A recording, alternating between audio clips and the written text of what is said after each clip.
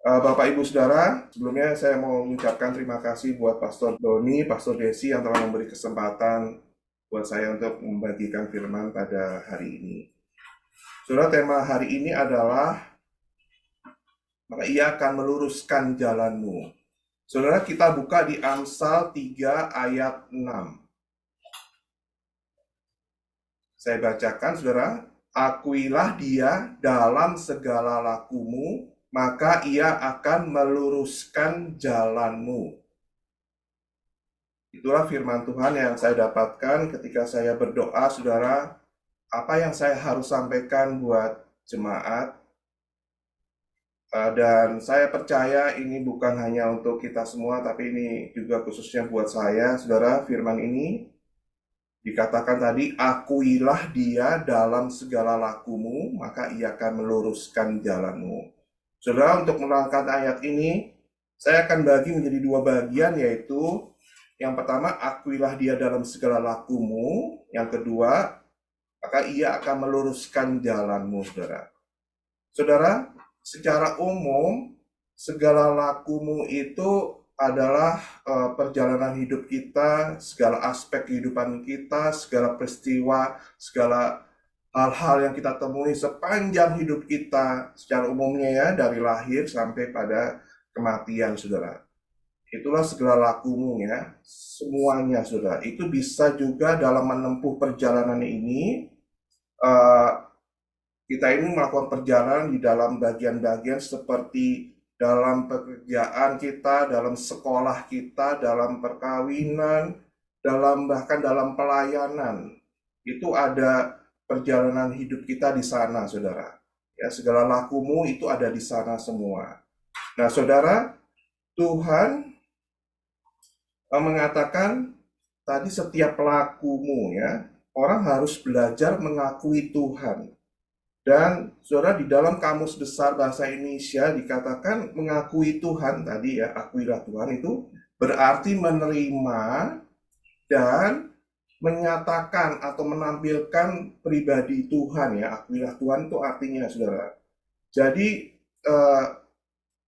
saya lebih senang mengatakan bahwa akuilah Tuhan dalam segala lakumu, artinya melibatkan Tuhan, menampilkan Tuhan, bergaul dengan Tuhan dalam setiap apapun, dalam setiap peristiwa, dalam setiap perjalanan hidup kita ya saudara. Dalam hal apapun kita melibatkan Tuhan, saudara.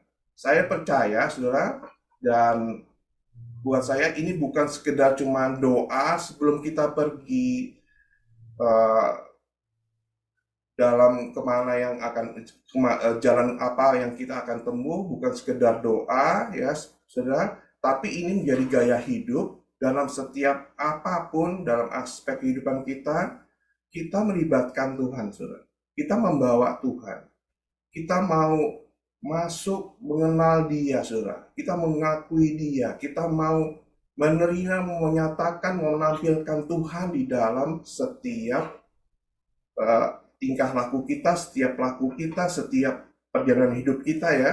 Itu yang Tuhan mau, saudara, di dalam ayat ini. Nah, saudara, ketika kita melakukan itu ya, saudara, kita menampilkan Tuhan, kita menyatakan Tuhan, melibatkan Tuhan di dalam setiap perjalanan hidup kita, maka dikatakan dalam firman Tuhan tadi, ia akan meluruskan jalanmu, saudara. Nanti kita akan ke situ ya saudara, kenapa harus diluruskan saudara.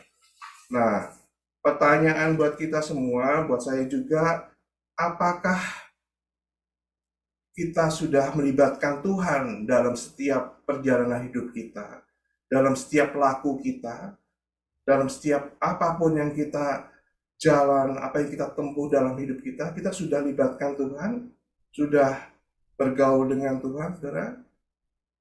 Nah, di sini mungkin saudara ada timbul pertanyaan, mengapa kita harus menampilkan, melibatkan Tuhan di dalam setiap perjalanan hidup kita? Nah, ada 4 hal saudara yang saya catat ya, yang Tuhan mau setiap orang percaya kenapa harus menampilkan Tuhan ya. Artinya bergaul dengan Tuhan dalam setiap aspek hidupnya ya. Itu ada 4 hal. Yang pertama, saudara, kita tidak tahu apa yang akan terjadi besok. Saudara, kita tidak tahu. Nah, kita buka di Yakobus 4 ayat 14. Saya bacakan, saudara. Sedang kamu tidak tahu apa yang akan terjadi besok. Ini yang menjadi saya kasih garis merah ya, saudara. Apakah arti hidupmu? Hidupmu itu sama seperti uap yang sebentar saja kelihatan lalu lenyap.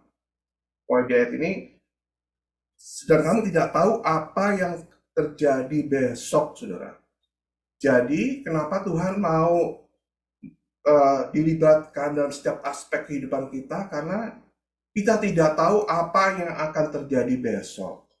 Besok jalannya seperti apa, kita mau kemana, jalan yang harus ditempuh seperti apa, kita tidak tahu sama sekali, saudara. Ya, nah, tidak ada seorang pun yang tahu. Di luar sana ada peramal-peramal, saudara. Mereka hanya bisa mengira, mereka juga tidak tahu. Kalau mereka tahu, saudara, mereka sudah kaya, saudara, karena nggak perlu berarti uang lagi dari pekerjaan meramal itu. Dan itu bukan dari Tuhan, saudara. Ya, dan mereka juga nggak tahu. Kita nggak tahu, saudara. Hanya Tuhan yang tahu hari esok. Hanya Tuhan yang tahu apa yang akan terjadi besok. Saudara, 1 menit, 1 jam, 1 hari, kita nggak tahu sama sekali apa yang akan terjadi, saudara. Nah, saudara, kalau di Amerika ini, saudara, kalau banyak orang yang sedang pasang lotre, saudara, ya, kalau orang bisa mengetahui 1 hari saja di depan, saudara, mereka akan pada memasang lotre dan karena tahu nomornya dan mereka akan pasang, saudara. Tetapi, saudara, saya juga pernah dulu ya suka beli lotre juga, saudara. Tapi saya berhenti melakukannya karena saya tahu, saudara, itu bukan sesuatu yang pasti, saudara. Itu bukan sesuatu yang pasti, bahkan kebanyakan rugi. Yang pasti itu adalah Tuhan, saudara. Tuhan itu pasti, janjinya pasti, saudara. Nah, mengapa kita harus mengharapkan hal-hal yang tidak pasti, saudara? Jadi, hari esok itu kita tidak tahu, hanya Tuhan yang tahu. Tuhan juga ada saat ini, tapi Tuhan ada di masa depan. Tuhan ada di hari esok, saudara. Kalau kita baca di kitab Wahyu, kita bisa melihat apa yang terjadi di dalam kesudahan dunia ya, peristiwa-peristiwa apa yang terjadi siang Tuhan. Di sana, saudara, ada langit baru, bumi baru, Yerusalem baru, saudara, ada kumpulan orang-orang banyak sekali yang menyembah Tuhan yang akhirnya sampai ke kekekalan, saudara. Dia sudah sampai sana. Tuhan sudah sampai di sana, saudara. Dia sudah tahu. Artinya janganlah khawatir, saudara, akan hari esok, saudara. Karena Tuhan yang memegang hari esok. Kita nggak perlu khawatir sama sekali, saudara. Ya, kita serahkan hidup kita. Makanya Tuhan mau kita libatkan Dia dalam segala aspek kehidupan kita. Karena Dia memegang rahasia segala sesuatu. Hari ini, hari esok Dia yang pegang, saudara. Ya, iblis nggak tahu, tapi Tuhan tahu apa yang akan terjadi hari esok. Sebab itu Tuhan mau kita selalu melibatkan Dia, saudara. Dia tahu jalan-jalan yang akan kita tempuh. Karena Dia bisa melihat segala sesuatu dengan terang, dengan jelas, saudara. Kalau kita nggak bisa, saudara, sangat terbatas. Hanya bisa mengira-ngira. Kebanyakan salah, saudara. Tapi Tuhan selalu benar, jalannya sempurna, selalu jelas. Dan itulah Allah kita yang kita sembah, saudara. Dia tahu jalan-jalan hidup kita selanjutnya. Nah, itu yang pertama, saudara. Mengapa setiap orang percaya harus tadi melibatkan Tuhan dalam setiap aspek kehidupannya, saudara. Yang kedua, karena kita tidak tahu jalan kita lurus atau tidak, saudara. Ya. Kita buka di Amsal 21 ayat 2. Setiap jalan orang adalah lurus menurut pandangannya sendiri, tetapi Tuhanlah yang menguji hati. Saudara, dalam firman tadi dikatakan setiap jalan orang adalah lurus menurut pandangannya sendiri. Itu adalah pandangannya sendiri dikatakan dalam firman Tuhan. Bukan Tuhan yang mengatakan itu, tetapi menurut dia itu lurus. Dan itu belum tentu benar, saudara. Dikatakan tadi dalam firman itu, karena Tuhanlah yang menguji hati. Hanya Tuhan yang tahu, ya, lurus atau tidak, saudara. Itu Tuhan. Dan itu tergantung dari hati seseorang. Tuhan menilai hati, Tuhan bisa melihat hati, saudara. Kita tuh nggak tahu hati kita secara jelas itu bagaimana, saudara, sebenarnya. Karena itu sesuatu yang Tuhan tahu. Tuhan tahu hatinya ini orang ini lurus atau enggak, Tuhan yang tahu. Dan tadi dikatakan firman Tuhan, orang itu menganggap itu lurus menurut pandangannya sendiri. Tetapi hanya Tuhan yang tahu, saudara. Nah, kita buka lagi di Amsal 14 ayat 12. Ada jalan yang disangka orang lurus, tetapi ujungnya menuju maut. Ada jalan yang disangka orang lurus, tapi ujungnya menuju maut. Saudara, dari firman yang sebelumnya, ya dikatakan bahwa setiap jalan orang lurus menurut pandangannya sendiri. Tetapi pandangan itu kan, saudara, bisa salah ya, dan itu menurut pandangan sendiri. Tetapi dia harus tahu bahwa itu ujungnya bisa menuju maut. Disangka orang lurus, tetapi ujungnya menuju maut. Bayangkan, saudara ya, kita berjalan, kita pikir ini lurus nih jalannya. Tapi dia tidak bisa tahu ujungnya menuju maut, saudara. Betapa berbahayanya itu, saudara. Ya. Dan tahukah saudara berapa miliar orang di dunia saat ini punya pandangan seperti itu? Mereka menjalankan kehidupannya. Mereka berjalan, saudara. Mereka pikir ini lurus, saudara. Ini benar jalan saya. Tapi dia tidak tahu ujungnya menuju maut. Nah, sekali lagi hanya Tuhan yang tahu, saudara, hanya Tuhan yang tahu jalan itu lurus atau tidak. Hanya Tuhan yang tahu, saudara. Dan orang-orang tidak tahu ujungnya mau kemana. Nah, Tuhan Yesus itu adalah satu-satunya jalan, saudara. Dialah dikatakan dalam firman Tuhan, jalan kebenaran dan hidup. Hanya Dia yang bisa membawa kita semua ke dalam jalan kehidupan, bukan jalan yang menuju maut. Oleh sebab itu, saudara, betapa mengucap syukurnya kita punya Tuhan yang membawa kita, saudara, kepada jalan yang menuju kehidupan, bukan jalan yang menuju maut. Saudara. Ada banyak orang yang tadi kita baca dalam firman Tuhan, menyangka orang jalan ini lurus, ya. Jalannya lurus, udah benar, tapi ujungnya menuju maut. Tapi syukur sama Tuhan, Dia bawa, saudara, kita itu menuju jalan kehidupan. Ujungnya itu kekekalan, saudara. Sebab itu, saudara, kita harus berdoa ya. Ada banyak orang-orang di seluruh dunia ini yang dia tidak tahu ujungnya menuju maut. Kita doa biar kita bisa, Tuhan artinya membawa jiwa ke dalam Tuhan. Karena banyak orang yang nggak tahu ujungnya mau kemana, ujungnya itu maut, saudara ya. Dia sangka itu lurus. Kita buka, saudara, di Mazmur 139 ayat 24. Lihatlah apakah jalanku serong dan tuntunlah aku di jalan yang kekal. Saudara, Mazmur ini mengatakan bahwa lihatlah apakah jalanku serong. Ini Raja Daud, saudara. Ya, Dia menanyakan kepada Tuhan, apakah jalanku ini serong? Dia sendiri tidak berani bilang jalanku ini lurus. Padahal dia adalah orang yang dekat dengan Tuhan, saudara. Ya. Saudara, oleh sebab itu, seorang Raja Daud, seorang raja besar, saudara ya, dia bilang, lihat apakah jalanku serong. Dia takut, saudara, jalannya itu miring atau serong. Dia mau jalannya dia itu lurus. Dan dia minta Tuhan tuntun aku di jalanmu yang kekal.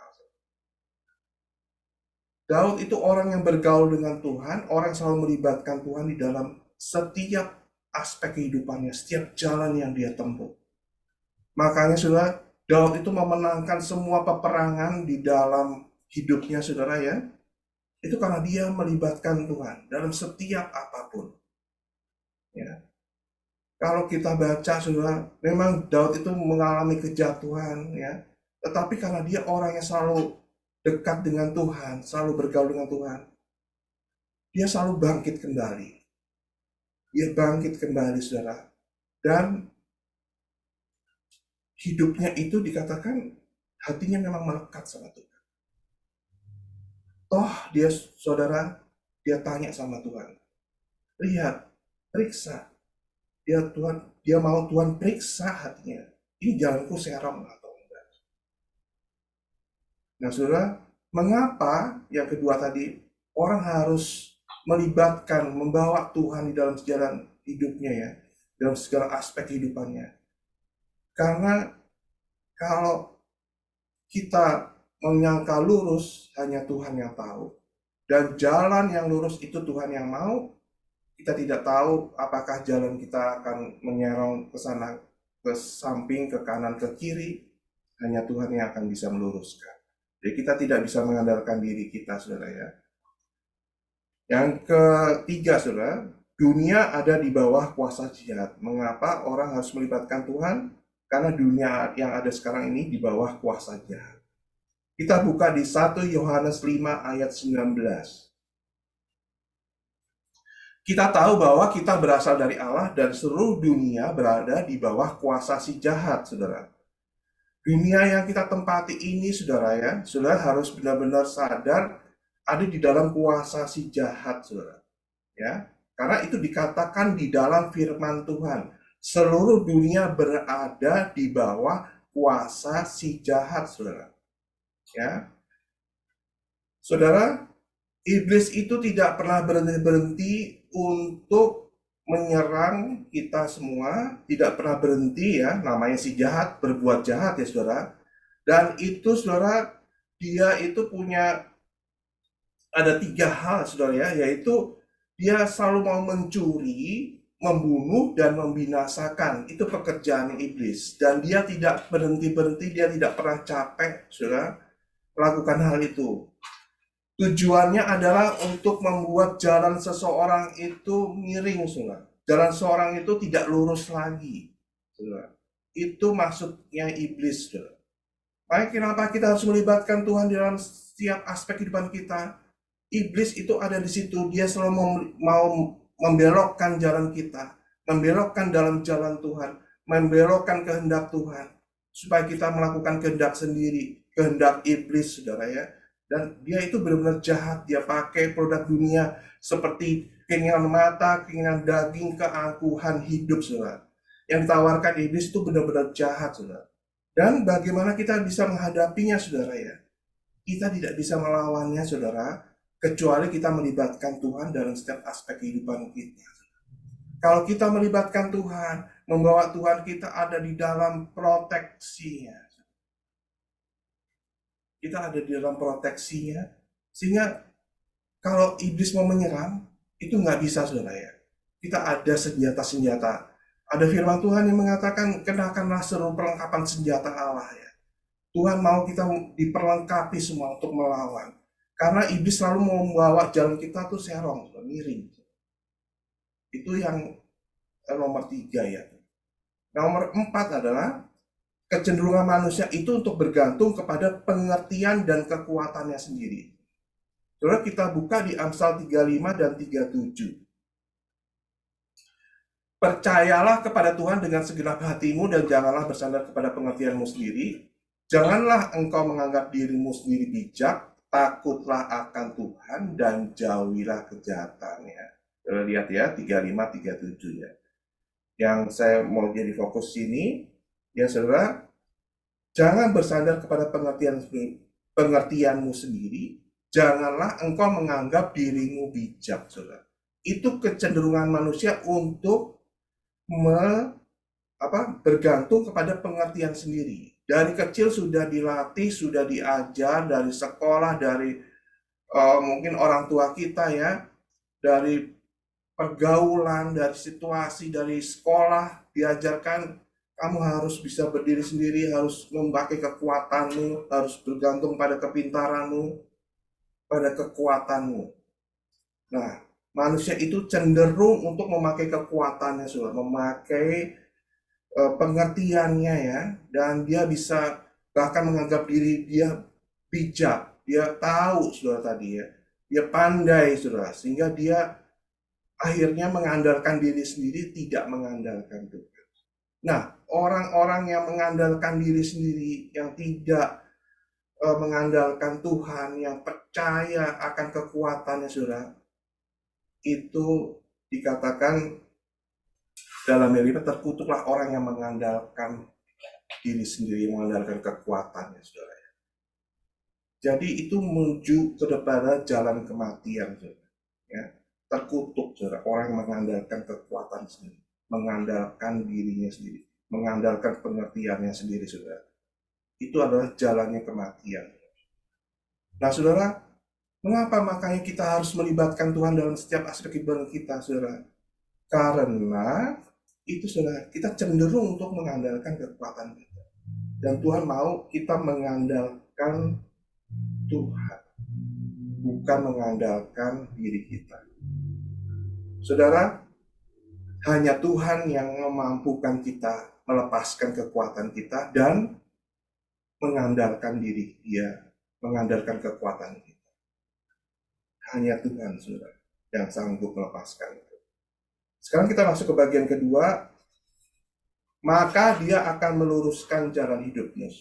Saudara, kalau kita sungguh-sungguh melibatkan Tuhan, mengakui Tuhan, menampilkan, menyatakan Tuhan dalam setiap kehidupan kita, saudara, maka firman ini pasti, saudara ya, akan digenapi, saudara. Dia akan meluruskan jalan hidup kita, saudara. Saudara, tadi kita sudah belajar ada 4 hal ya, mengapa orang perlu melibatkan Tuhan. Karena 4 hal itu, saudara, akan menyebabkan jalan seseorang itu pasti miring, saudara. Pasti ujungnya tuh maut, saudara. Akan serong, akan tidak lurus, akan salah jalan, saudara, semuanya itu. Dan ketika kita mulai melibatkan Tuhan, Tuhan katakan Dia akan meluruskan setiap jalan kita. Ada 2 hal yang dibutuhkan dalam diri seseorang yang diperlukan, saudara, supaya firman ini tergenapi, saudara. Yang pertama adalah firman Tuhan. Orang itu perlu firman Tuhan, saudara. Orang perlu firman Tuhan. Kita baca di Mazmur 119 ayat 105, saudara. Firman-Mu itu pelita bagi kakiku dan terang bagi jalanku, saudara. Di sini dikatakan firman-Mu itu pelita. Firman itu adalah seperti lampu yang menerangi jalan seseorang. Jalan yang serong, jalan yang miring, ketika diterangi dalam firman Tuhan, kita bisa lihat. Orang bisa lihat, wah, jalan saya tuh miring. Firman Tuhan itu bisa melihat, memberitahu jalan kita itu miring.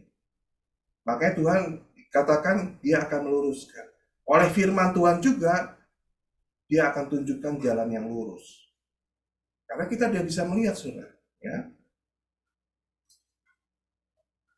Nah, kalau Dia tidak bisa melihat, orang tidak bisa melihat jalannya miring atau serong, dia akan tetap berjalan di jalan itu, saudara.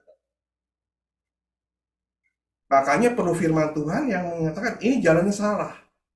Kamu harus belok, kamu tuh harus lurus. Seperti itu. Makanya perlunya orang itu mengandalkan firman.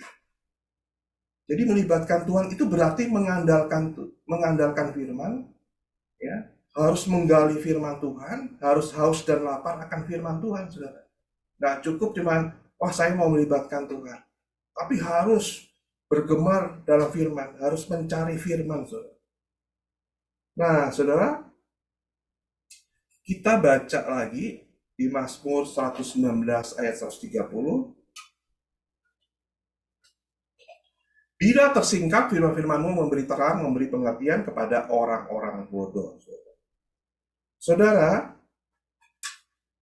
firman Tuhan dikatakan tadi kan pelita. Itu ada nyala, saudara. Dan dikatakan juga ketika tersingkap firman-Mu itu memberi terang. Nah, harus ada api, saudara. Harus ada yang memberi terang. Dan itu adalah Roh Kudus. Jadi, kalau bukan Roh Kudus yang menghidupkan firman, firman itu hanyalah huruf-huruf mati, saudara. Tidak ada punya kuasa, saudara.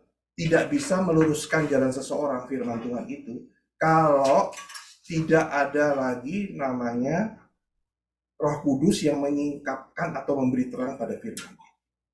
Tetapi, saudara, kita perlu tetap punya pengetahuan akan firman Tuhan, kita perlu haus dan lapar akan firman Tuhan, kita perlu belajar firman Tuhan. Makanya saudara, kita mengucap syukur kita punya sel-sel grup di mana kita bisa belajar firman Tuhan. Dan itu yang akan membuat kita punya pengertian. Dan ketika Roh Kudus beracara dalam hidup kita, dalam firman itu akan membuat firman yang kita belajar itu jadi hidup, saudara. Dan kita bisa mengalami dan menyaksikan Tuhan itu di dalam hidup kita. Itu yang pertama dari firman. Kedua, Roh Kudus, saudara. Itu yang pertama tadi ya, firman Tuhan. Roh Kudus sekarang, saudara. Jadi apa yang diperlukan? Orang itu perlu Roh Kudus. Dan memang, saudara, ketika orang dia percaya kepada Tuhan Yesus, dia menerima Tuhan Yesus, Roh Kudus itu diberikan kepada kita. Dia tinggal di dalam hati kita, dia tinggal di dalam hidup kita, saudara. Tetapi bukan hanya punya pengetahuan seperti itu. Yang Tuhan mau maksudkan di sini, saudara, adalah kita perlu punya hubungan intim dengan Roh Kudus. Ya. Kita harus punya hubungan, saudara. Bukan hanya pengetahuan. Hubungan dengan yang intim dengan Roh Kudus itu yang akan membuat firman Tuhan itu jadi hidup, saudara. Ada pribadi dia. Kita punya hubungan dengan Roh Kudus sebagai pribadi Allah, ya saudara. Itu luar biasa, saudara. Kadang-kadang saya tidak habis pikir, saudara, ini Tuhan sendiri yang hidup di dalam diri saya. Roh Kudus tinggal di dalam hidup kita, saudara. Itu luar biasa. Kalau kita nggak ada Roh Kudus, Tuhan tidak taruh dalam hidup kita Roh Kudus, saudara. Apa yang terjadi, saudara? Kita tidak akan pernah menemukan jalan yang lurus. Kita bisa membaca firman ya, seperti orang Farisi yang selalu berkutat dengan firman Tuhan. Selalu, mereka hafal, mereka sangat jago dalam firman Tuhan. Tetapi mereka tidak membiarkan atau menerima Roh Kudus dalam hidup mereka ya. Mereka tidak pernah mau datang kepada Tuhan Yesus. Sehingga firman yang mereka mereka hafal itu tidak pernah hidup dalam kehidupan mereka, saudara. Nah, itu Tuhan mau ya. Nah, kita baca saudara di Galatia 5 ayat 25. Jikalau kita hidup oleh Roh, baiklah kita juga dipimpin oleh Roh. Nah, saudara, ini yang Tuhan kendaki. Hubungan intim dengan Tuhan akan membuat kita bisa hidup oleh Roh. Dan setelah hidup oleh Roh, Tuhan mau juga kita dipimpin oleh Roh. Karena dengan pimpinan Roh itu yang akan membuat kita sanggup dan taat ketika Dia mau meluruskan jalan kita. Firman Tuhan dikatakan ya, maka Ia akan meluruskan jalan kita. Itu perlu pimpinan Roh. Perlu Roh Kudus yang memberitahu. ini jalan kamu ke sana, ini kamu jalanin ke sini, seperti itu. Itu perlu pimpinan roh. Tanpa pimpinan roh, kita tidak akan sanggup, saudara. Kita akan tetap berjalan, kalau miring ya terus miring, saudara. Tapi karena ada pimpinan roh, kita tahu, ada firman Tuhan, kita bisa lihat jelas jalannya, kita akan taat dan akan sanggup, saudara, mengikuti jalannya Tuhan. Kalau enggak, tanpa Roh Kudus, tanpa firman, kita akan tetap pada jalan yang miring terus, saudara. Makanya perlu tadi firman Tuhan dan Roh Kudus. Itu sebabnya, saudara, firman ini dia bilang, akuilah Tuhan dalam setiap lakumu, maka ia akan meluruskan jalan. Itu kerinduan Tuhan. Dia pengen meluruskan jalannya kita, saudara, supaya masuk ke dalam jalannya dia, saudara. Jalan kehidupan yang Tuhan mau. Journey dengan Tuhan, saudara. Perjalanan bersama dengan Tuhan, itu yang Tuhan mau. Perjalanan dengan Tuhan itu maksudnya adalah jalan-jalan yang dia harus tunjukkan kepada kita. Jalan yang lurus itu, saudara. Itu yang dia mau kita semua mengalami. Dia tidak mau, saudara, kita tetap jalan di jalan-jalan yang serong, jalan yang miring, jalan yang menuju maut. Tetapi dia mau kita jalani. Jalan itu jalan yang lurus, jalannya dia maksudnya, saudara. Jalan yang dia buat itu buat kita, saudara. Nah, itu yang Tuhan mau, saudara. Sekarang apa yang terjadi ketika kita melibatkan Tuhan? Kita sudah juga haus dan lapar akan firman Tuhan. Kita menggali, kita cari Tuhan, kita cari firman-Nya, kita membangun hubungan yang intim dengan Tuhan. Apa yang terjadi, saudara? Yang pertama, kita baca di Mazmur 25 ayat 12. Siapakah orang yang takut akan Tuhan? Kepadanya Tuhan akan menunjukkan jalan yang harus dipilihnya. Saudara masih ingat firman ini, saudara kan? Waktu Pastor Doni menyampaikan tentang hal tentang takut akan Tuhan. Dikatakan Tuhan menunjukkan jalan yang harus dipilih. Ya. Jalan-jalannya Tuhan itu terjadi di dalam kehidupannya. Itu diberikan kepada orang yang takut akan Tuhan. Orang yang takut akan Tuhan, itu di Amsal 2 dikatakan terjadinya adalah karena orang itu mencarinya seperti mencari harta karun. Dia mencari pengenalan akan Tuhan. Dan sampai ujungnya karena dia mencarinya dengan segenap hatinya, dia akan mendapatkan takut akan Tuhan. Dan kepada orang yang takut akan Tuhan, Tuhan akan menunjukkan jalannya. Makanya melibatkan Tuhan, mengakui Tuhan di dalam setiap hidup kita itu menyatakan bahwa kita ini takut akan Tuhan dan Tuhan akan menunjukkan jalan-jalannya, saudara. Nah, itu yang pertama. Yang kedua, Amsal 4 ayat 18. Tetapi jalan orang benar itu seperti cahaya fajar yang kian bertambah terang sampai rembang tengah hari. Nah, jalan orang benar itu seperti dikatakan apa tuh? Cahaya fajar ya. Pagi ya, saudara, ada fajar menyingsing, terus makin hari makin siang, terang semua, saudara. Tidak ada lagi yang gelap, saudara. Jalan kita itu menjadi jalan yang terang, bercahaya, saudara. Saudara, kalau kita berjalan di dalam kegelapan tuh nggak enak, saudara. Kita nggak bisa melihat apa-apa. Tetapi jalan orang benar itu seperti cahaya, ya, fajar, saudara. Makin lama makin terang sampai rembang tengah hari. Saudara, kalau kita berjalan di siang hari enak. Saya suka menyetir mobil kalau di siang hari sekarang. Kalau di malam hari udah kurang ini, saudara. Karena gelap, saudara. Kita lebih senang hal-hal yang kalau kita jalan itu hal-hal yang terang, saudara, bukan gelap. Dan Tuhan janjikan ini, kalau kita melibatkan Tuhan, saudara, jalan-jalan yang ditunjukkan Tuhan, jalan yang lurus itu akan membawa jalan orang itu seperti cahaya fajar, saudara. Makin terang. Yang ketiga, Mazmur 16 ayat 11. Engkau memberitahukan kepadaku jalan kehidupan, di hadapanmu ada sukacita berlimpah-limpah, di tangan kananmu ada nikmat senantiasa. Ya, tadi saudara kita tahu bahwa ada jalan yang Tuhan pilih. Jalan itu jalan yang terang, yang bercahaya, saudara, seperti cahaya fajar. Juga ada jalan kehidupan, dia akan bawa jalan itu, saudara. Jalan kehidupan, jalannya Tuhan. Di mana jalan itu ada sukacita melimpah. Dikatakan nikmat senantiasa, itu artinya selalu, saudara. Tidak sekali-sekali, selalu senantiasa. Itu tersedia buat orang yang berjalan di dalam jalannya Tuhan, jalan yang lurus itu.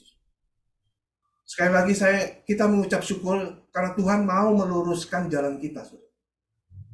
Artinya Tuhan mau kita itu hidupnya berlimpah-limpah, ada sukacita berlimpah-limpah, ada nikmat senantiasa, Tuhan. Saudara, itu yang Tuhan mau, saudara. Ya, yang terakhir, saudara. Kita baca di 2 Korintus 2 ayat 14. Tetapi syukur bagi Allah yang dalam Kristus selalu membawa kami di dalam jalan kemenangannya. Dengan peranan kami, ia menyebarkan keharuman pengenalan akan dia di mana-mana. Saudara, firman Tuhan ini mengatakan bahwa dia akan membawa kita dalam jalan kemenangan, saudara. Ya. Di dalam jalan kemenangan, ya namanya menang, saudara. Nggak akan ada lagi kalah, saudara. Kita akan berjalan dari kemenangan demi kemenangan, saudara. Dari kemuliaan demi kemuliaan.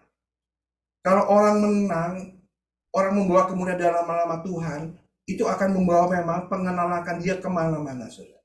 Di mana-mana kita akan dicari orang, di mana-mana orang akan melihat, wah, ini Tuhan hidup di dalam orang itu.